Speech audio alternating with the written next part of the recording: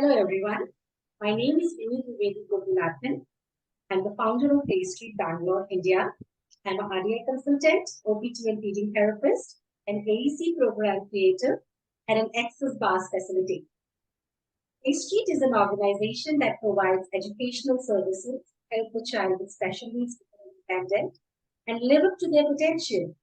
We offer parent empowerment programs and integrated schooling programs and a variety of clinical services. As April is Autism Awareness and Acceptance Month, we wanted to bring to you the experts in the field of autism, guide us all, and spread more awareness and knowledge. Today is our fifth talk, and our most awaited, fabulous speaker for today is Kim Barthel. Anything I say about Kim is really not enough. You just can't imagine. Kim is my mentor, and I really don't have enough words to introduce her, but I will try my best. Kim Barthel is an award-winning occupational therapist, multidisciplinary teacher, and best-selling author from Canada, who is active in supporting people in many contexts internationally. She's a pioneer in reinforcing relational interventions across all sectors. She is passionate about understanding complex behavior, biology, trauma-sensitive practice, attachment, sensory processing, mental health, and learning. She has 37 plus years of integrating transdisciplinary, evidence-informed research with a wealth of clinical experience in helping people to be their best selves. She's also an advanced NDT, that is neurodevelopmental treatment OT instructor. Kim's mission is to support the conscious evolution of humans. And how beautiful is that? Today, she is helping us to understand the sensory and visual challenges individuals might face by using AAC. And how can we facilitate effective communication by understanding those challenges? Welcome, Kim, and thank you so much for agreeing to join us for PlayStreet's Autism Hour today. We are honored to have you here.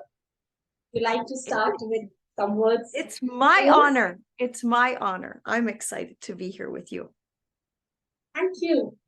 So let's begin. I will start the discussion with a universal belief that autistic individuals are visual learners. What is your experience in that aspect? And what kind of visual challenges are faced by autistic population? I think it's so easy to assume that vision is a specialization for individuals on the spectrum because they struggle so much with processing of language. And thus that comparison of sound and language may lead one to believe that vision is the best avenue. And in some situations, that's true. But much to our importance of understanding is the fact that many, many, many individuals on the spectrum experience significant difficulties in the way they perceive visually the world around them. One of the things that I really want to emphasize is the integration of senses. I remember once Temple Grandin saying to me, when we watch someone speak, many of us on the spectrum, it's like watching subtitles in a foreign film, where the sound of the words as it reaches the brain is in delay in relationship to what we see. And thereby the lips and the sounds don't match. And hence why many look away in order to listen. And this is an example of putting different senses together. So it may be not just one sense is working and another is not. It may be how the person puts information together in their brain. Additionally, many individuals on the spectrum, this is a very big question you've asked here, Minnie, they can access ambient vision. Ambient vision is more primitive in its wiring in the brain and typically called peripheral vision to many of us. Ambient vision is first registered in the brainstem as the "where is it" system. It tells us where stimulation is in relationship to our body. It mostly processes movements in the environment, illumination changes, it maps space. So as I am moving through space, the "where is it" system helps the vestibular system know, am I moving or is the world moving? The central detail vision, which is much more complex, allows me to see what I'm looking at. All the detail, letters, pictures like you would see on an AAC communication system. For you and I, our peripheral system is one train track, and our central detail system is another train track, and they usually work together. For many individuals on the spectrum, they work on and off. It's kind of like a train goes from one track to another track, to this track, to another track, rather than working in a simultaneous function. So many of our kids can't integrate and pull together their whole visual field, and subsequently will make all kinds of interesting adaptations. What they do with their face, they may look out of the side of their eye, turn their head, they may have to switch back and forth from the side to the front, they may have to turn their body. This is only one example. I have one more layer to add here.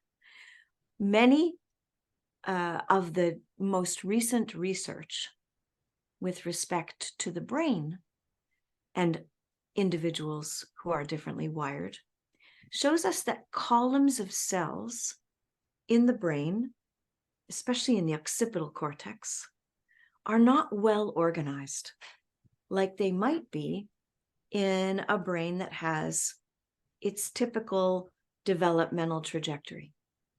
And thereby, the individual may see too much detail, difficulty with contrast, may experience fragmentation in what they see. The letters may move on the page. Vision is so complicated. They may have trouble with the horizon, knowing what the horizontal on a page might be. There is so much complexity to vision. And thereby, what I know is not any two individuals on the spectrum see the same way. So it is very difficult to say that we can assume that they are visual learners. And that was a long answer to your amazing question. Yes. This has been my experience from last decade. Children I was working with, I was always doubting that I hear a lot that they're visual learners.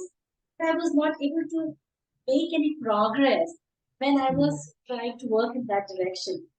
So I have always been wondering about it. And so thankful to you that now I understand why. Mm. So when individuals use AC, is there any requirement of specific visual processing skills? And how could their use of AEC be impacted based on their visual processing? I think one of the most important things to do is assess. When we talk about assessment for an individual on the spectrum. The difficulty is there will not necessarily be a standardized assessment because of the nature of the individuality of what it means to be on the spectrum. This is such an important concept. I often say that there are over 237 known genes on the DNA that come together to make up what we call the spectrum. And this is like a big soup of possibilities. And thus our clients are difficult to compare. So it requires that we watch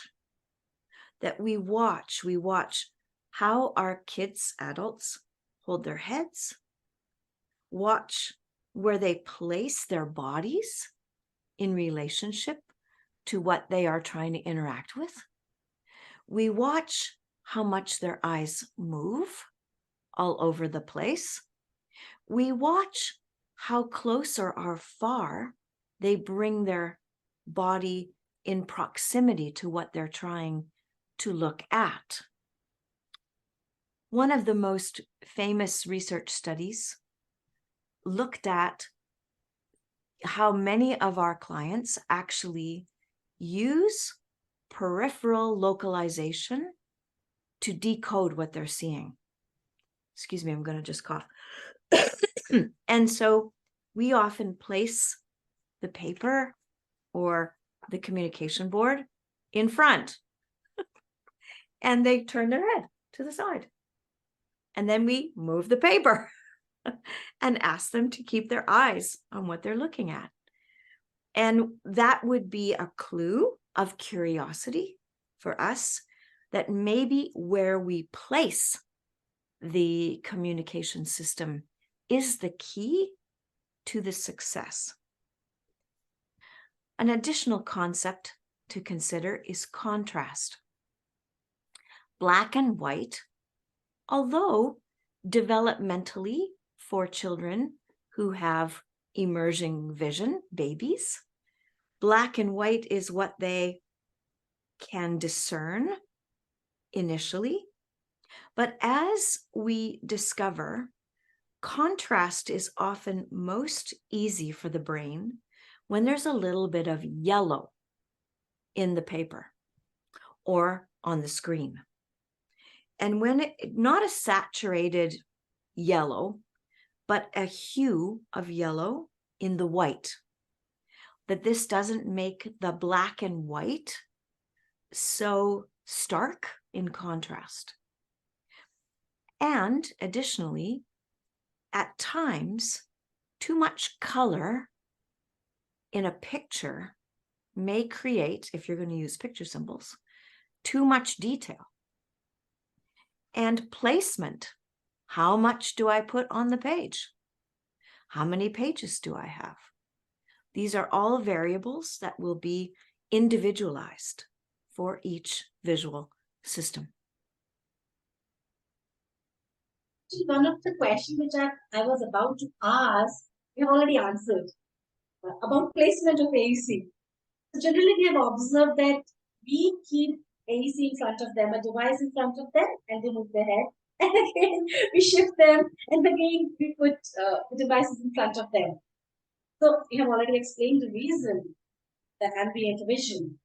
So any strategy you would like to give to parents, any takeaway to the therapist or teacher that what they should do in this? I think it's reorganizing our expectations. That the belief that having your eyes on means that you're processing or taking in what you're doing. I'll never forget, I have this video of this young lady where she is supposed to get her lunchbox out of her backpack. And the teacher hands her backpack. She's 13, nonverbal, on the spectrum. Teacher hands her backpack. She turns her head, scrunches up her face, looks at the zipper, turns her head, reaches, opens the backpack, localizes, puts her hand in, looks away, takes out her lunchbox. And this had to be demonstrated frame by frame on a video for people to appreciate that what she was doing was locating, averting, because the flow of information to keep her eyes on the target actually prevented her from reaching. That she would localize, grasp, localize, and then be able to pull it out, localize, grasp the zipper, turn away, close the zipper. And this sequence, although odd in its way of appearing to us, was very functional for her. And when people would ask her, keep your eyes on your hand, it actually prevented her from doing the task. Bless her, how patient she was with all of us. I think many of our kids get angry and frustrated because we don't understand. We don't understand that what we're asking of them actually interrupts the very thing that we're asking them to do. And that becomes part of my desire for parents is to slow down and really watch what your child does on their own, rather than expect them to do it the way you think they should do it. Just don't realize by our expectations, we are actually delaying their learning because they are so intelligently trying to learn and figure out. But because we perceive the world differently, we want them also to perceive it the same way. Yes. And how much unkind are we by doing it? And I have done it for many years, so I'm just talking about me here. So, well, you know, Minnie, I think we do what we know until we know how to do something else. And I don't want parents to feel shame when they begin to understand this body of knowledge, because that, you know, that's not the goal here. The intent is to share emerging understanding about the brain and things that, this is the dilemma that happens when you get old as a clinician, is many of your kids are adults and they can now communicate in the ways that they do what they are actually seeing and experiencing. And as we extract and gain that information, that becomes wisdom rather than trial and error. And so I wish for parents to be compassionate to themselves as they learn to let go and feel grief around the fact that their child may need to do things in a different way in order to do things at all. You brought one point about contrast and pictures, almost answered. But just to put it together, ask this question, and we are deeply touching it so that the dots are connected. For children who are not ready to type yet, they're still learning, what form of AAC would be better? High-tech or low-tech? Say like pets. So now, thinking of the visual challenges our kiddos might have, if we would want to use picture-based communication, then what kind of pictures are most suitable? Because I have seen many kinds of AC devices. Some comes with line drawings, some come with cartoons, some come with real pictures, and some come with real looking pictures without any clutter and not the white background. So putting it together for our parents to know that any suggestions that what kind of picture content is easier to process as well as meaningful for them to communicate. So how to bring that fine balance?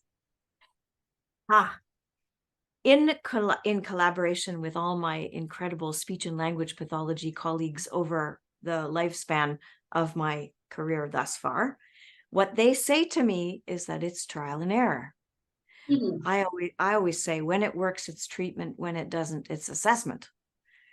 And often what I am understanding from many differently wired brains is that they actually see better in 2-dimension. So 3-dimension, which is the natural world, is more complex for the brain and requires depth perception and integration of the 2 eyes. So presenting information like pictures on a flat screen or a piece of cardboard, if you're going to use low tech, is 2-dimensional. And this seems to be an advantage for many individuals who are differently wired. And their capacity, this is what's interesting, to see the 3D world is actually seen in 2D. And how this has been described to me is like snapshots. So parents, just think about this. So close your eyes for a second, open your eyes, lock on something. Right now, I just landed on the candle behind me. Now close your eyes, turn your head, open your eyes. Now you're looking at something different. Close your eyes, turn your head, open your eyes. This is how many of our individuals see in snapshots. There's no flow. It's like 1 minute I saw the candle, that became the priority. Then I saw the tree, that became the priority. Then I saw the cloth behind me, that became the priority. And it's not an integrated whole, but snapshots. Well, this is what pictures are. They're snapshots. So many of our clients actually do very well with pictures because it is familiar to what their brain is doing anyway. And thus, photographs of places, people, situations may in fact be more relatable and more predictable than picture symbols. What will happen is if you present a photograph and it is too complex in detail, you'll see interesting things happen as the child tries to look at it. You'll see an increase in strategy in head tilt, for example, in position of the body, in squint, and not because of visual acuity. Squint is often an attempt to bring the 2 eyes together in an aligned use so that there's an ability to see the image. You may also see the child try to bring it closer to their face. These will all be indicators to you in your assessment of whether this is the direction or not. Please also know that to process a snapshot takes a very brief period of time. So if you're measuring focus as your measurable outcome, you might actually be missing the fact that it got processed 10 seconds ago or in a gaze. And so these are parts of the variable that help. One more dilemma. It is complex to combine visual gaze with hand. So initially in the AAC process, you're asking for discernment, detection, connection to the image. But eventually you want to use communication for choice, for expression, which will require some form of motor engagement with the picture. And that may be the problem rather than the vision. So it's important to also be able to tease that out in your assessment. Wow, that's a lot to think about, isn't it? From whatever you have described right now, my next question is coming from this description, that we have mostly experienced that children, they touch the adjacent picture while they intend to touch the another one. So what could be the most probable or the prominent reason for this difficulty, that they point the picture a different one what they intend to? What suggestions would you give to the parents and therapists on how to help our children? The Well, situation. here comes back the situation of being able to use your eyes together. And this gets a little bit more complicated yet. So I'm a great example in that my two eyes, if I take my glasses off, don't line up. And so I have, especially my right eye, has a tendency to wander away. And this is very, very common in anybody with a differently wired brain and with people with aging brains, which is me here in this example.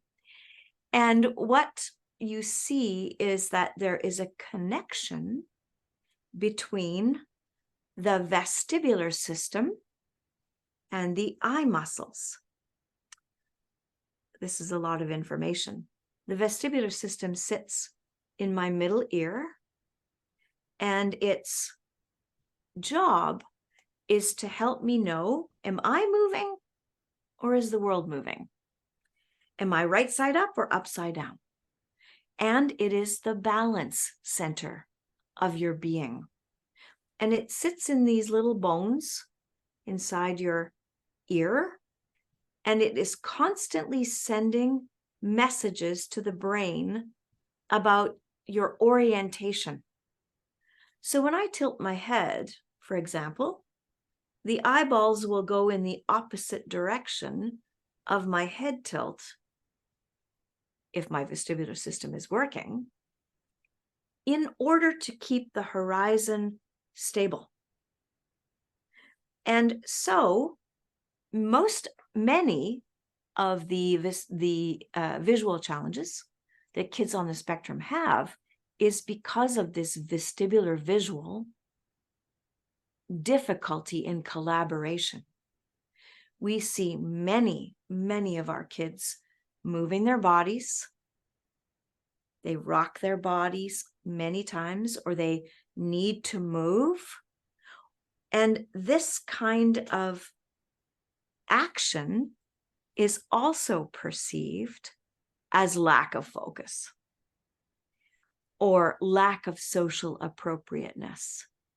But it could be that this movement, in fact, is helping the eye muscles to do the job that they can't do without this extraneous movement. So if the vestibular system is poorly designed, poorly wired, I'm going to have to take in more movement in order for the wiring to the eyes to work. So lots of times we tell kids, sit still, sit still, sit still, and then we stop them from being able to see. Well, herein lies one of the dilemmas with AAC, is that it is often still, stationary, and the body is required to be stationary. And thereby, the eye muscles are less competent at convergence, which means the eyeballs roll in and down in order to work together. Whereas when I'm looking up at the screen, they roll out and up. And rolling in and down is much harder from a sophisticated level and is in fact going to require more movement. So some of the difficulty with targeting is because you're shifting gaze out of one eye or the other eye rather than two eyes. And that will affect the accuracy of how I get my hand there. So what do we do about that? There's a couple things we can do. One is treat the vestibular system. Maybe in some situations, having a regime of what we call office chair therapy, which means getting some vestibular into the brain just before you're asking for a practice session of AAC, especially when you're first introducing it. Thus, you're giving the child a greater degree of possibility for success. Having the child perhaps use their AAC on a moving chair. I'm on one right now. It moves back and forth. Having the child do it in standing, where they can have a little more sway. Having the child perhaps be on a rocking chair. These are considerations that may, in fact, help the eyes. When this is not possible, and perhaps you might be using an iPad, Prolo Quota Go perhaps, keeping the pictures further apart demands less convergence from the eyes. Now, this may frustrate the child for other reasons. They're so smart. They don't, they want to get through all the pages quickly and get their message out, but it may in fact support the accuracy. So it's not, again, just the eyes, but the eyes and how the brain perceives movement that contributes to this function. That's the biggest takeaway. I mean, this information is worth billions of dollars. Let me tell you what you have just given in last 2 minutes. So it is really helping me to understand so much about our children, and I'm visualizing the way they use it. And seeing that, yes, these were the difficulties which they were facing. So I'll move to next question, slightly changing the tour here, about the color glasses. I have heard so many anecdotes from you about the color. And I would like you to make us understand that can the colored glasses be helpful in using AAC to improve visual processing? And also, while you're answering it, help us to understand how to choose a particular color for our children.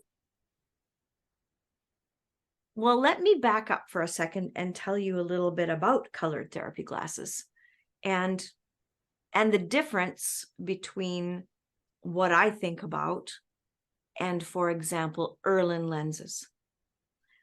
So I want to tell you about my experience with color because it's very primitive and simple. There was a gentleman who was living in an institution since he was 4, and I met him when he was 58. So he lived in a care facility his whole life, which in Canada, it doesn't happen anymore. And this man, I was the very first occupational therapist in this facility way back in 1985. And this man used to pick at the little fluff in the air. So when you shine a bright light, or when you look at somebody with a black sweater on, you can see the little fluff. And that's all his eyes saw, was little particles of dust. And this consumed him. His entire existence was about extracting fluff from the air. This meant that he couldn't sit at the table. He couldn't do any self-care. He had difficulty with, of course, social engagement. He was preoccupied. Now, by chance, my therapy space because OTs were new in that era, was in the basement of this institution in the janitor's closet. And this space was so awful that it was dark green with this bright fluorescent light. So when after painting it white, it was still like a concrete block. And I brought this lamp from home that had a blue lampshade. So when I was in there, the environment was blue, and it just made me feel better. So I brought this man with his 80-something-year-old mom into my therapy space because we were going to do some tactile work. I was just learning about sensory in 1985. And they came into the room, closed the door into the blue room, and he stopped and he looked at her face and he touched her face for the first time in his life. And his mom started to cry, and I thought, what did I do? I was not sure what was happening. And she said to me, he can see me. So he turned on the light switch, the fluorescent lights. He went back to picking at the fluffies. So I thought to myself, well, I'm going to get this man a pair of blue sunglasses. Let's see what happens. This is kind of simple. And this changed this man's life. Now, he did not have any sensitivity to wearing glasses on his head. Many of our kids do. He did not. And he stopped seeing all that detail because of the blue glasses. So this is where my thinking began, was these filters, I call them filters, can take out some of the detail or accentuate when kids are not focusing. And so I started to play with this across time.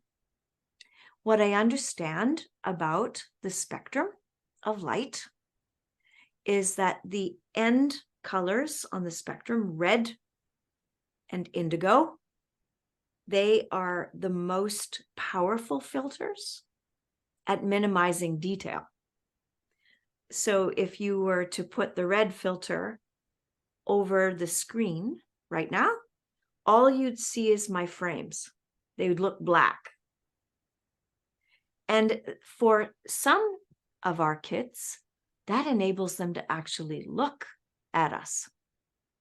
They're not seeing all the freckles on your face or the strands of your hair or your eyelashes. It diminishes the detail. What I know about these very basic colored glasses is that they are not sophisticated, whereas Erlen lenses, that's a whole degree of specialty in finding one's own specific hue of color for their glasses in combination with prisms. So this is not my specialty, Erlen glasses. I start with my plastic, cheap sunglasses, and then may refer my clients on to have a greater degree of specificity to their color.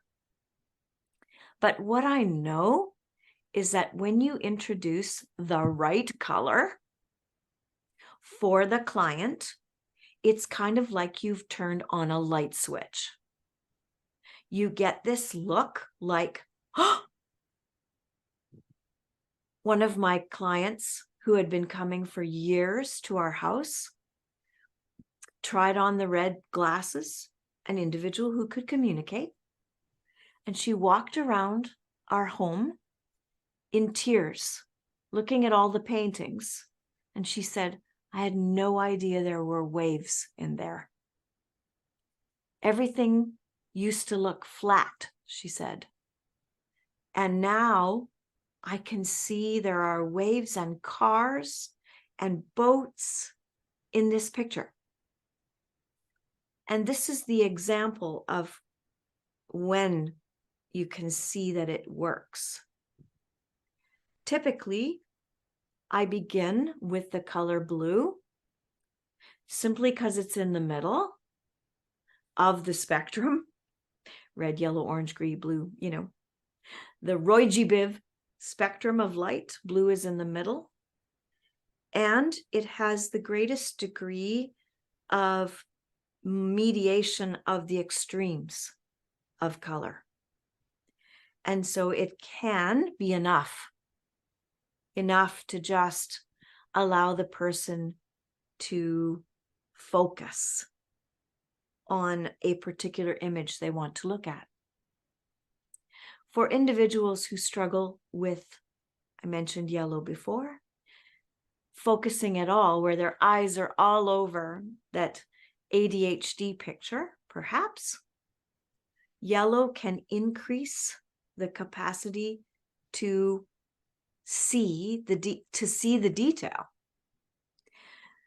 Many Olympic athletes who do target sports wear yellow glasses, golfers, because it gives them a greater degree of precision. So these are some of the things that we know, but please don't think that this is very scientific. It's quite trial and error. One other thing that I have seen with the color therapy glasses is an instantaneous rejection, dramatic rejection. Get that off my face. Because I've been told it's like stepping onto a different planet. Going from the way I see into a place of 3D can be overwhelming. And then I would just keep introducing it, not forcing it, introducing it, and see what happens to the person across time. But it's never about making kids wear them.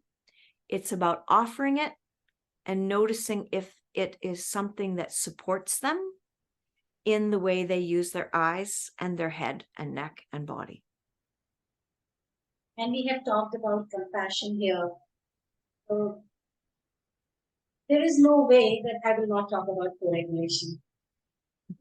So I would move co-regulation in context to AAC now. What are some signs that a child who is using AAC might be visually overwhelmed? And can he go out of his window of tolerance because of that? What's the best way to bring him back? If we can just give us a little entry point to our parents to understand this aspect. I think it comes back to what we talked about earlier around expectations. It's, first of all, I think many of us have a hard time knowing what is a won't and what is a can't. And we often perceive lack of collaboration or cooperation or engagement as a won't, as a willful behavior under the conscious control of the child. Whereas most of the time, it's a can't. And the can't comes from overwhelm, from frustration, from the task may be too hard or too easy, from the inability, it could be some sound outside. I just think about my experiences in Bangalore and traffic. And if my nervous system struggles to manage multiple forms of information simultaneously, it could be something simple like that. And so as we become attuned is the key word here in co-regulation. it's putting your mind in the mind of the other. And this requires that I take my mind out of my own desires and slow down and be curious what I'm observing. And this helps me in that co-regulation process. I'm thinking about a young man, Minnie, that I had the opportunity to support in AAC online. So I'm standing here on the screen. He's at his home in India. And I noticed as he was working with me that he would shift his gaze and orient to information outside of him. And his brain was trying to multitask. And what I said was, let's try moving a little bit. So he was nonverbal. And I say to him, let's move a little bit while we're doing this. And I saw him, he immediately imitated me. And we carried on with our attempt to use the communication device. And he started to smile. And he started to look. And because he was having difficulty managing sound with vision, it's a good indication to put the body in the picture, because that's what puts it together. So if I move, if I lean, if I bend my knees, if I bounce a little, these might be cues that you wouldn't think of that could be co-regulators. Another important message in co-regulation is validation, which means, oh, I see how hard you're trying. You're working so hard. This is really hard, and I'm so proud of you. Let's let this go for a minute. It's going to be okay. That kind of information is critical to the receiver to minimize their frustration.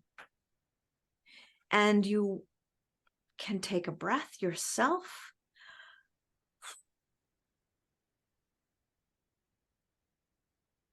And pause.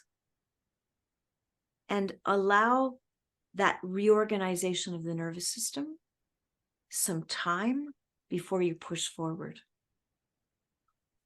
I learned in school, you work harder to be smarter. This is not always true. Pressure in a differently wired brain actually diminishes capacity. Actually, it's true for all of us, but shows up more so in a differently wired brain.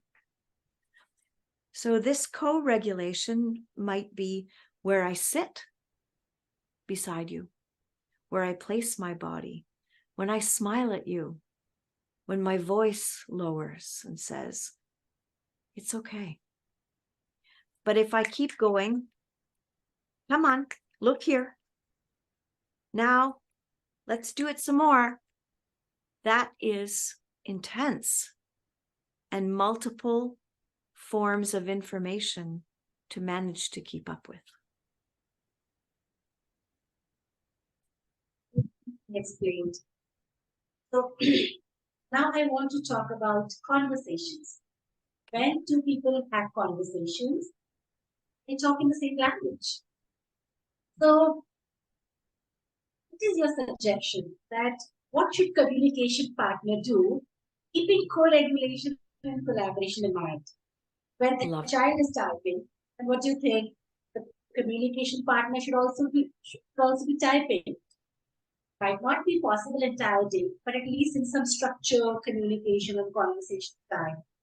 So, is it a possibility that children might be really finding it very difficult to hear what the communication partner is saying and process the language?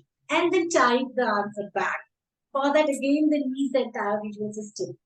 So please help us to explain the connection and what is the best way for this effort, which is what we see in conversation. Love this question. Love this question. There is a formula called watch, wait, and wonder. And even newborns communicate and have conversations. And how they do that is by having someone put their mind in the mind of them. So let's start there. I have a newborn and the baby cries. And I look at the baby and I go, oh, you're hungry. Let me pick you up.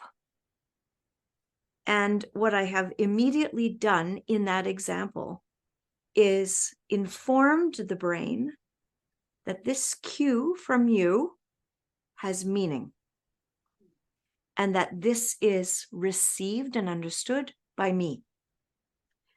And this begins a dance of back and forth, serve and return between the child and the caregiver. And this is the beginnings. They call it pro-social communication.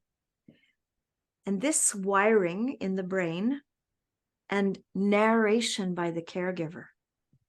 Ah, you're telling me you don't like that.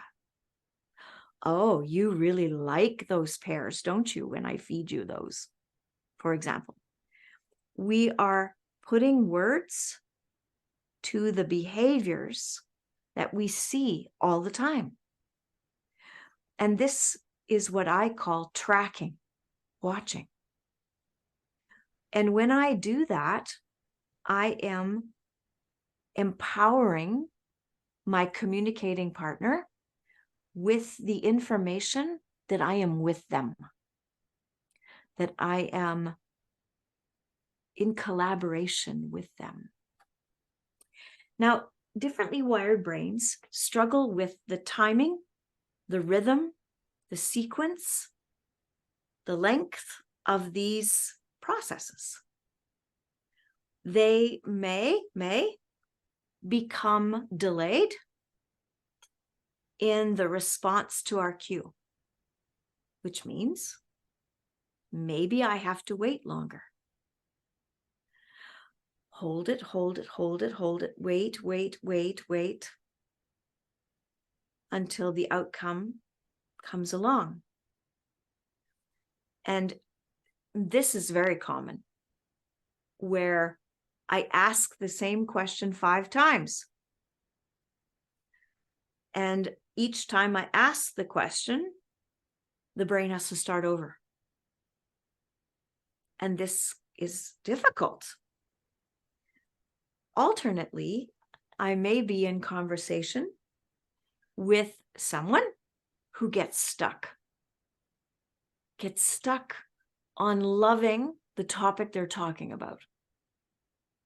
I just think about some of my kids on the spectrum who love Minecraft or dinosaurs or whatever subject that they are engaged in. And they may not be in rhythm with me to know when to stop. And thereby, I feel, as the communicating partner, that I don't matter. And this, I have found in my experience across many years, requires clarity with kindness, which means I say, I'm really interested in what you're saying, and I would like a turn now, please, to share in this conversation with you. And it's our irritation that interrupts this process, because the irritation of why are you talking at me comes from the belief that they should know better. But their nervous system can't. So it needs me to be an external brain to say, this is a pause, and let me engage with you now and see if you can wait for me. But when I can say that with kindness and clarity, it doesn't feel critical or judgmental or offensive in nature. It feels supportive. I hope I answered that question in the way that you were thinking of the question. Very much. Okay, we move to our next question, and it might appear a little irrelevant here, but I'm just curious to know if there's a connection. We have heard that a few children are good at building Legos, are very good at it. But I myself have seen a lot of children who are really they find it very difficult working with Legos or building blocks or creating anything on their own, Play-Doh, or even like 20, 25 piece puzzle. I just want to know here, is this poor ideation connected to praxis, or it has some connection to visual system? And in such situation, can using AC be difficult? Oh, you are so brilliant. Just to even think of that. That makes me so excited that you would even ask that question. Because I don't think that many clinicians think about that as different spokes on the bicycle wheel that may impact the process. Ideation is idea, cognitive knowing. How am I going to do this task? And visual interruption usually shows up later. So this is part of the assessment. When you watch a child with ideation, they usually don't even know where to begin. Usually. And thereby may reject the task right away. Just walk away, push it away, turn away consistently, and not know where to begin. Individuals with visual processing issues will typically still try to initiate because they're not lacking the idea. What they're lacking is the finesse of their visual motor integration to be able to complete the task. They may struggle to try and get the piece in. They may have to change their position of their head. It's part of your assessment to see the how they do it versus just can they do it or can't they do it.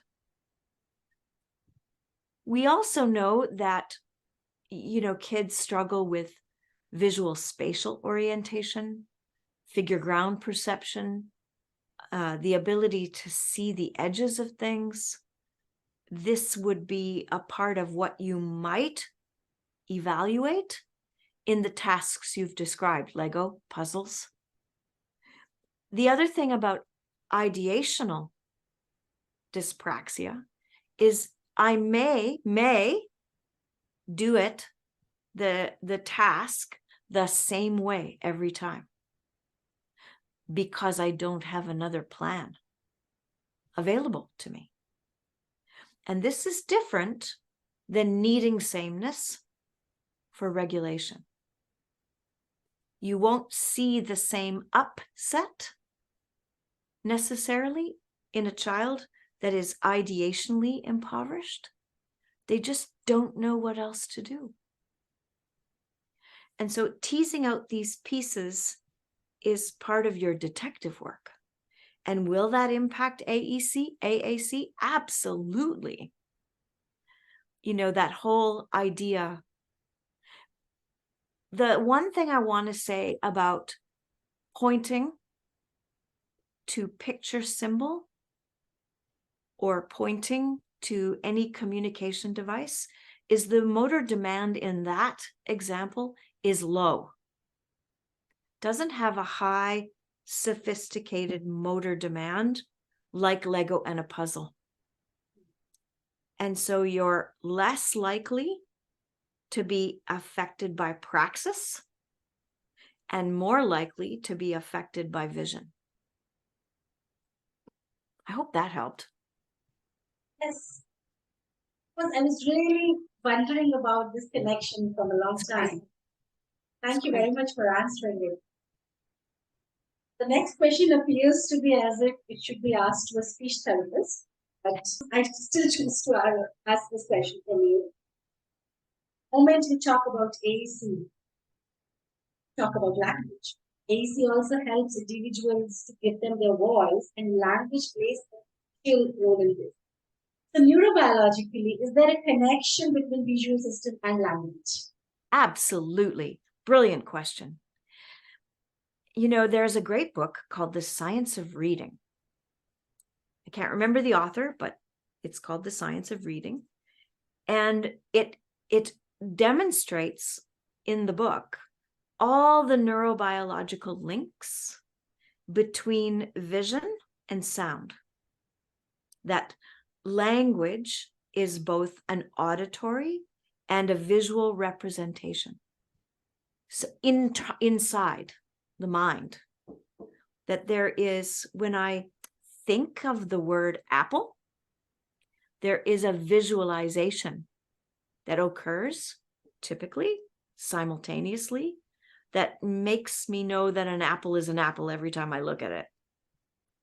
So there is a multiple interconnections in the brain between the visual system and the auditory system.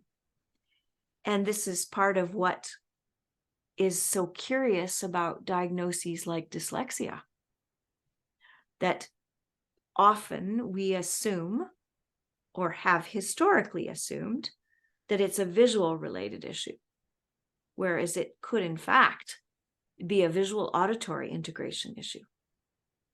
And the same thing can occur in neurodiverse brains that have the spectrum in their profile.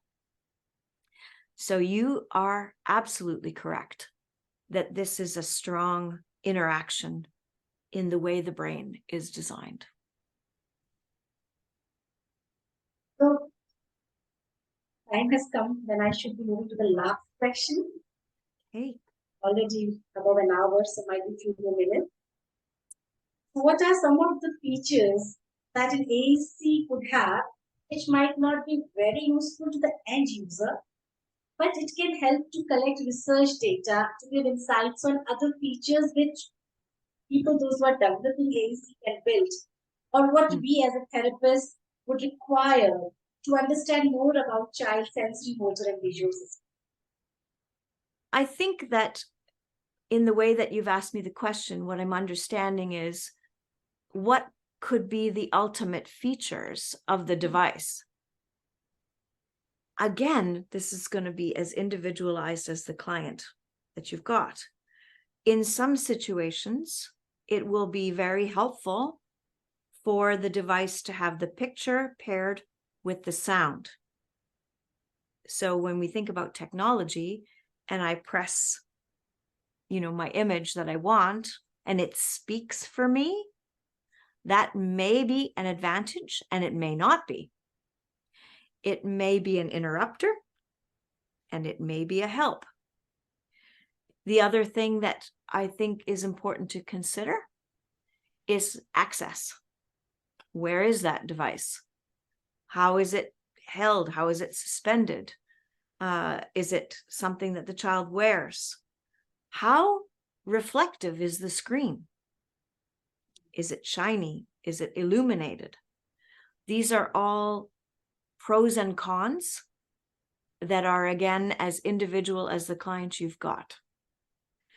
The other issue about using technology is the temptation to use that technology for a different function other than the AAC function.